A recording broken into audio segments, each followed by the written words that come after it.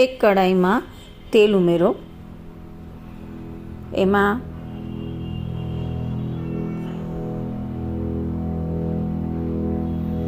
રાઈ, જીરું ને હિંગ વઘારમાં નાખો. અડદની દાળ, ચણાની દાળ, સિંગદાણા, કડી પત્તો નાખો. ધીમા ગેસે એને સોતે કરો.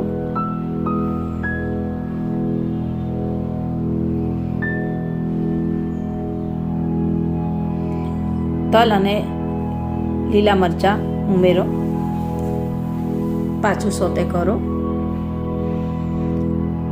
તુરિયા ઉમેરો.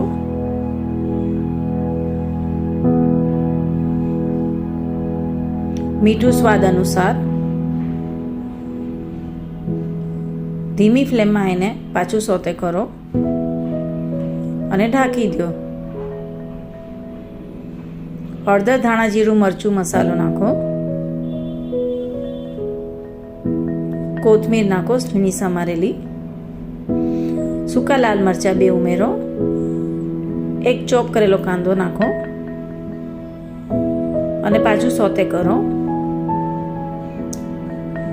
થઈ ગયા પછી મિક્સર જારમાં નાખીને એની પેસ્ટ બનાવો. પેસ્ટમાં વઘાર ઉમેરો. રાઈ, જીરું, કડી પત્તો, હિંગ, લાલ મરચું અને તેલનો વઘાર કરો.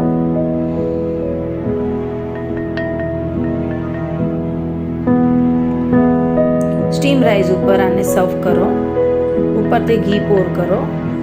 ગરમા ગરમ તુરિયાની ચટણી ખાઓ અને મજા લ્યો. આ ચટણી તમે રાઈસ અથવા રોટી, પરાઠા યા રોટલા સાથે ખાઈ શકો છો. આનો સ્વાદ ખૂબ જ સરસ છે. તો મળે નેક્સ્ટ વિડીયોમાં. બોલો રાધે રાધે.